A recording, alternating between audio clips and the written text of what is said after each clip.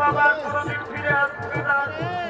আজ আমার মনে পড়েছে বিপদের কালে ভগবান শ্রীকৃষ্ণ বলে ওনার স্মরণ দিলে উনি নাকি বিপদ ধারণ করেন। হায় বাবা, আজ আমাদের বিপদ, আজ দুজনের নয়ন চলে ভগবান শ্রীকৃষ্ণ নারায়ণের পরিবার স্মরণ।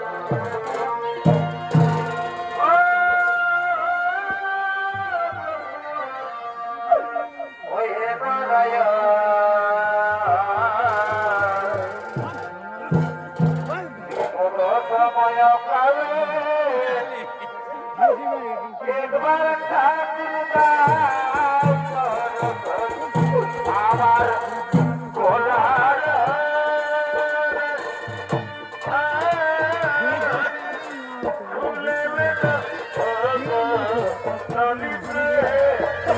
আমার গোলার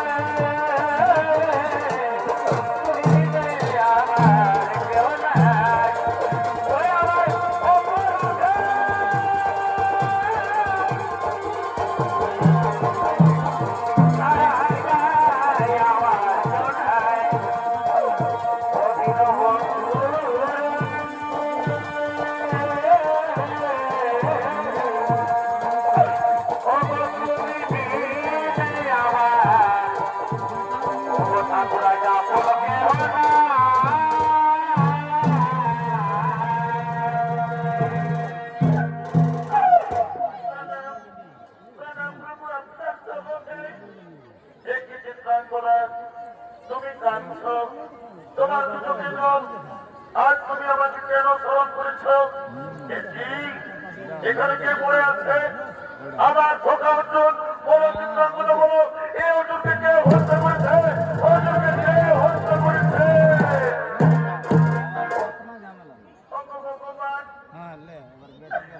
আমার ছেলে বক্রবাগন তার বাবার পরিচয়টা দেবে।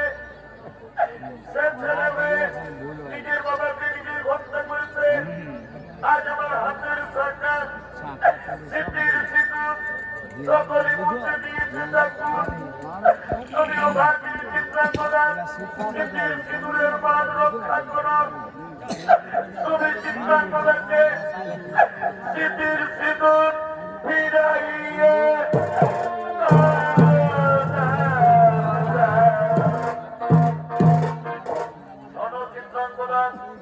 অর্জুনের পুনরায় জীবন ফিরে পেতে হলে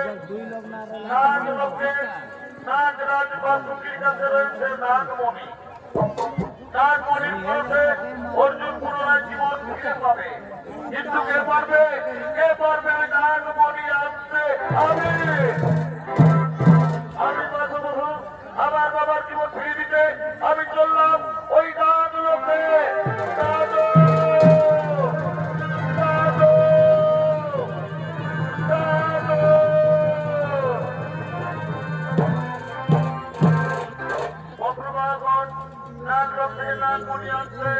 সঙ্গে রয়েছে বক্রবানের দাদু ভাই নাগরাজ বাসু।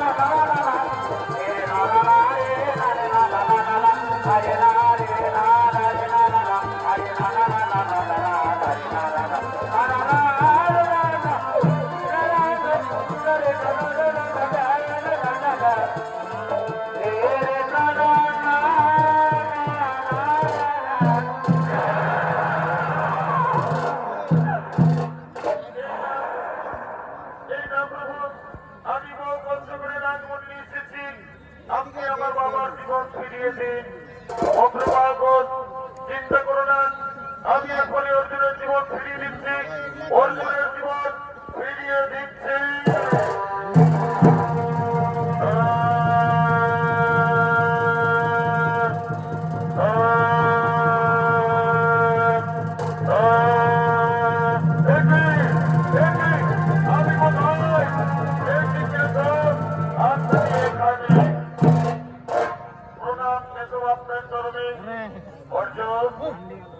তোমার পুনরায় জীবন ফিরিয়ে দিয়েছে তোমার ছেলে বীর বস্ত্রবাহন এটি বলছেন কিন্তু আমার ছেলে অগ্রবাহন হে অর্জুন তোমার মনে নেই তোমার ছেলে বীর অগ্রবাহন আর এই দেখো সামনে দাঁড়িয়ে আছে তোমার স্ত্রী চিত্রাঙ্গদা চিত্রাঙ্গদা তুই আমার মুখে আয় তুই আমার মুখে আয় চিত্রাঙ্গদা আমি কত ভুল করেছি তোকে আমি কত দুঃখ দিয়েছি তোকে কত কষ্ট দিয়েছি তুই তোর স্বামী অর্জুনকে ক্ষমা করে দিলি চিত্রাঙ্গদা তুই আজ অর্জুনকে ক্ষমা করে দে ও কথা বলে না এ দোষ তোমার দোষ নয় এই যে বিধির বিধান এই জন্য ঘটেছে কালে কালে স্বামী আজ আমার একটা অনুরোধ আমার বাবার বাড়ি মণিপুরে রাত্রিরে থাকবেন কাল শুক্রবারে আপনারা হস্তিনাপুর যাবেন স্বামী আজ আমার বিনতি রাখুন চলুন স্বামী চলুন আজ আপনি যান মণিপুরে থাকবেন চলো চলো